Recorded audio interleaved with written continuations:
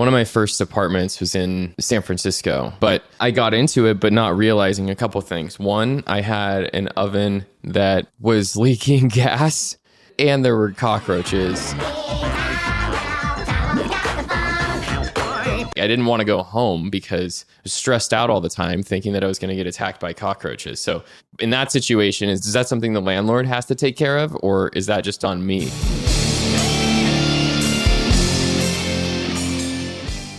All right, well, I can almost hear the intro music, and I'm excited for it. This is Blaine Cluton for Ask a Lawyer. I am joined in studio from an undisclosed location by Andrew McGuire. Andrew, can you hear me? Yes, I can, Blaine, and it's good to hear your voice again, and I'm excited to be here. All right, well, it's good to hear you too. We are brought to you by fairpunishment.org. I am an attorney, but I am not your attorney. Andrew is a layman posing questions for the fans and the people out in the internets so that everybody can hear from an attorney. This is not legal advice. It's a good starting point. But if you have questions at the end of this process, you should definitely talk to an attorney. So Andrew is going to lead us through on some of the questions that are being posed, and he has a question set for what's going to be asked today. Andrew, what are we talking about today? Yeah, thanks, Blaine. And as he said, I am here just to ask a lawyer a question, but again, get a lawyer if you have any questions about the details of what we're talking about. And today's topic is an interesting one because I've thought about doing this a few times. I'm almost 40 now, so I've thought about this in my early days. But the question is, can you sue a landlord for emotional distress? And underneath all that, we're going to talk about what qualifies as emotional distress. How do you prove emotional distress? What kind of damages do you experience with emotional distress? And then how do you actually prove mental anguish in court? Is that something you can do? And can you sue someone over stress? I mean, I'm pretty stressed out right now. Can I sue someone for that? And can you sue a landlord? Really? Well, let's talk about it. And then can you sue a landlord for emotional distress? And the last piece of this is the police. Can you sue the police for emotional distress, which we could talk all day about different scenarios there, but won't get into that right now. But that's what we're talking about today, Blaine. Okay, so let's think about this from a really high level, just so we have a baseline. The first thing to keep in mind is that you can always sue anybody for anything, but the real question is, are you going to win? And are you going to win any money? I think that when you go in and you talk to an attorney, one of the values that they're going to add for you is they're going to tell you based on your jurisdiction, your set of facts, the elements of your cause of action, whether they think that you have a case for your particular set of facts. So let's go ahead and take those topic areas one at a time. So why don't you shoot with that first one? Well, and before we even get into that, I mean, based on what you're saying, isn't that a threat to the landlord to say, hey, I'm suing you as an action that I'm going to take, even if I have a case or not? Yes, of course, I need a lawyer to tell me if there's a case here or not. But if I am a tenant that's saying, you know what, I am suing my landlord, and landlord, back off, right? Like that in itself of saying I'm going to do it could, in theory, help landlord back off or whatever the situation is that I'm dealing with, right? Or no? So I'm in Oregon, and we've had recently, over the last couple of years, we've been in COVID times, and there's been a lot of local house bills in this state, and I understand in various other states where they've put certain holds on collection of rents, and then they've also applied certain subsidy money toward collection of rents, and then if you collect rent in some of those cases, then you can actually agree to hold off on evicting somebody for some other period of time. So the question is, I guess, to really frame this issue, Andrew, is what is the actual emotional distress? Is it the act of forcing somebody to be evicted? Is it that the landlord is harassing the tenant? What is going on in this hypothetical situation? Well, so here's an example, right? One of my first apartments was in San Francisco.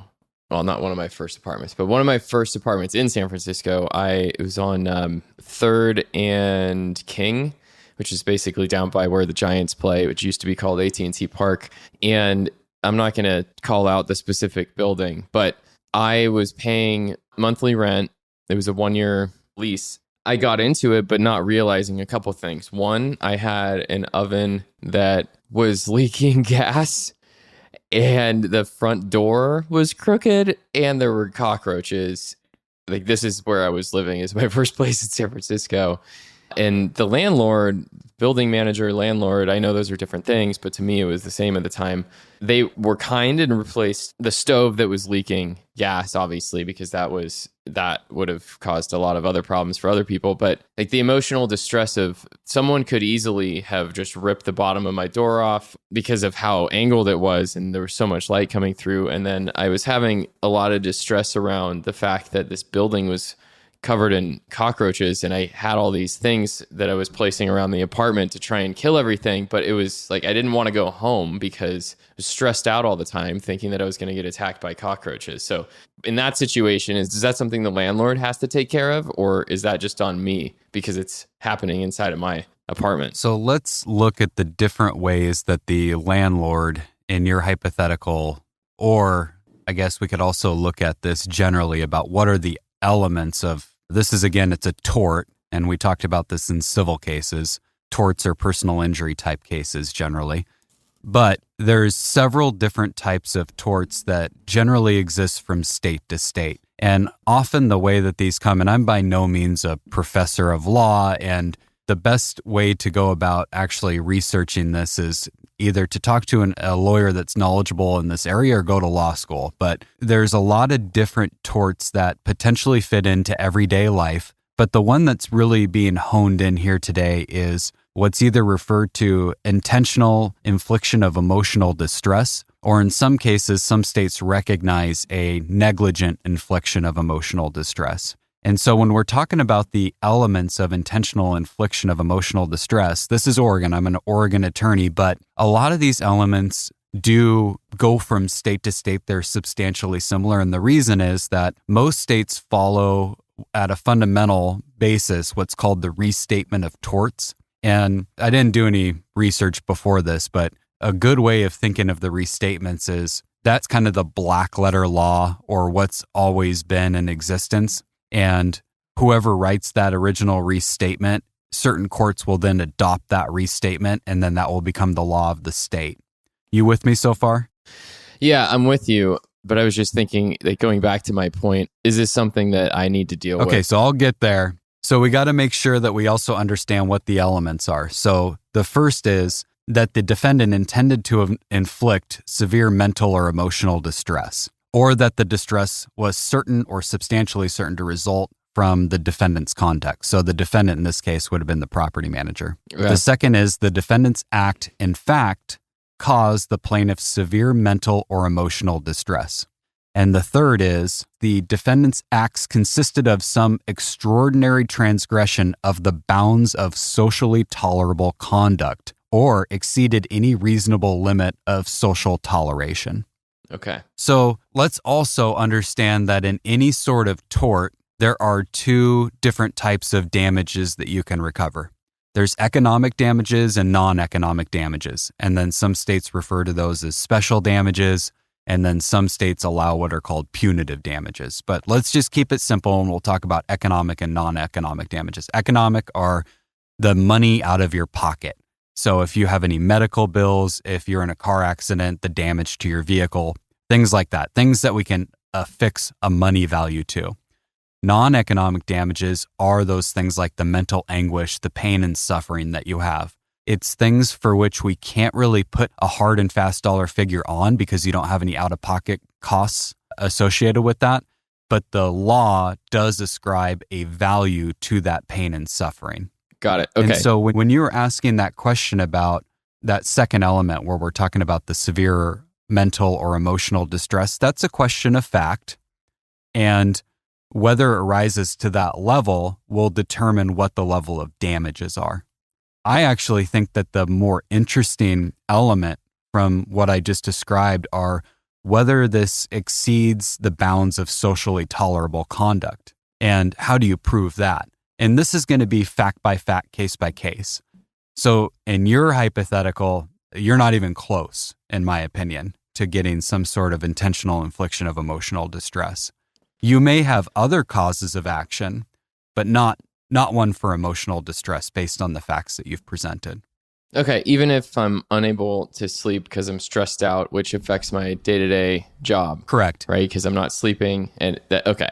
What if the landlord decided that, you know what, I need to get this person out of here. So I'm going to change their locks, or I'm going to make a threat about shutting off their utilities. And I know the COVID times is a little different, but tenants are doing crazy things too, just like landlords are, because they're trying to stay in the place they've got. But what if it goes a little bit more extreme, where it's basically like I come home and the lock's changed? The one thing in Oregon that's interesting is there are differences for special relationships in the law, where it's easier to prove elements of your case if you have a special relationship.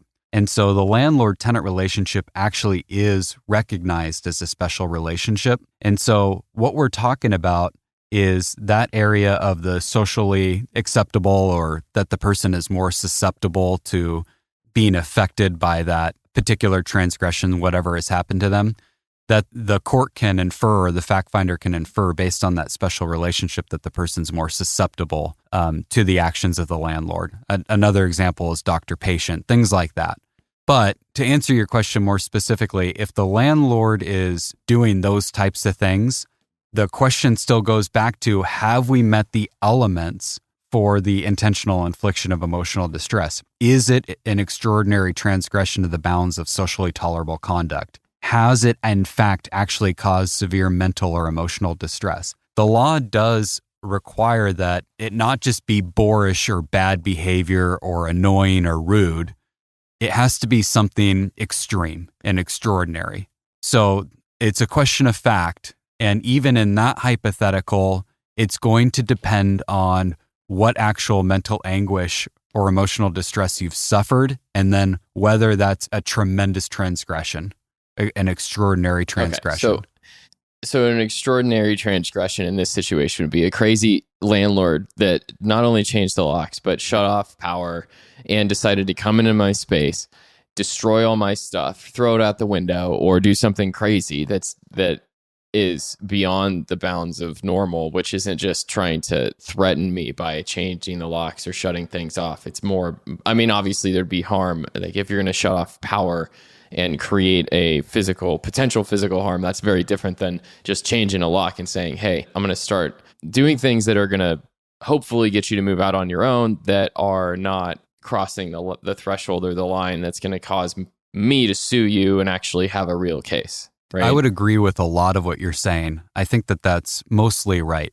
I think another way to think about it is that although it creates a special relationship with the landlord-tenant, there's no action necessarily that the landlord can take that per se creates some sort of emotional damage. So let me give you a different way of looking at this. In a personal injury case where a person's been injured in a car accident, if the at-fault driver was speeding, then they can be considered negligent per se or negligent by law. So the speeding act by itself could be considered per se negligence, on its face, negligence.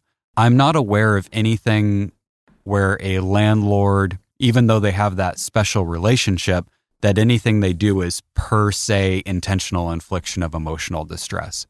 You still have to meet those other elements in order to recover. You may have some other damages that arise, or some other torts that are available, either under the landlord-tenant law, under contract law, some other tort that arises, but not that intentional infliction of emotional distress.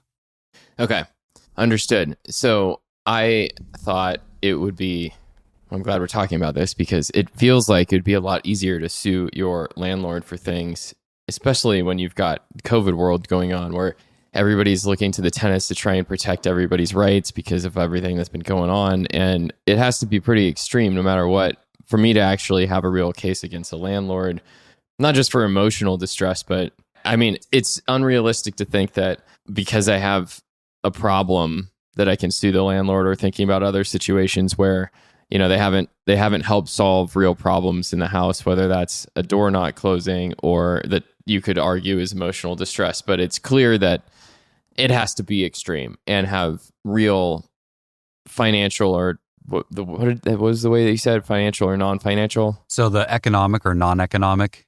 Economic. Yeah. that economic or non-economic, right? So non-economic damages is very vague, but it has to be extreme. And they basically, the landlord coming in to make it a place that you're unable to live in, which creates mental anguish or something that makes it pretty much impossible for you to live there. So I think that that's right. And I think that the best thing to take away from this whole conversation is this is why it's so important to talk to an attorney, because these cases are so fact specific that you could have one thing that the landlord has done as part of this relationship, and that's crossed the threshold. And now the attorney believes that's an extraordinary transgression. You've suffered severe mental or emotional distress. That person did intend to inflict that mental or emotional distress, and so you have a case. It's just going to be so fact specific that you really need to talk to an attorney about your facts. Okay. And so do I need to do that within a certain time period? So let's say this happened like 6 months ago. Is it something I can bring up later? Or does it have to be within a certain time period? Because when I brought up loss of sleep earlier, right? Like I'm losing sleep because of what the landlord did, or they shut off power and now I can't cook anything. So I have the inability to eat in my home, or, these things that I feel like would be somewhere close to the line. But my question is, timing wise, is that like 30 days, 90 days, a year? Like how much time do I have to actually go talk to a lawyer about this and bring it up? Or is that state by state? So that's a really important question. I would say the sooner you talk to the attorney, the better. Okay. The statute of limitations in Oregon for most torts is 2 years. That's different from the criminal statute of limitations, so don't get those two things confused. The criminal statute of limitations varies based on the severity of the crime, the age of the victim. In this case, we're talking about torts. It's generally going to be 2 years from the date of the act. But in some cases, it can be the date from which you first realized that you had an injury. So you really need to talk to an attorney. Yeah, that's what it seems like we conclude all these conversations with. Go talk to an attorney because your situation might be unique. Well, but I'm glad we're talking about this. But that's the answer, right? I'm not your attorney. Go talk to one. It sounds like you have an issue. You need to figure out the details. This is a good starting point, and I think it's important for people to understand how the laws generally fit together. If it's a puzzle, how are these pieces generally fitting together? But the missing pieces of the puzzle are your facts for your case. And the only person that can help you fit those in and then how they fit into the elements is an attorney, a competent attorney in your area. All right. Well, thank you, Blaine. Let's wrap it up there. I think that helps me understand and what we've talked about today. We didn't get to all my questions, but I feel like we should wrap it up. So if you have more questions to pose, please do go to fairpunishment.org and post those questions. This is Blaine Cluton for Andrew McGuire. This session is adjourned. Thank you.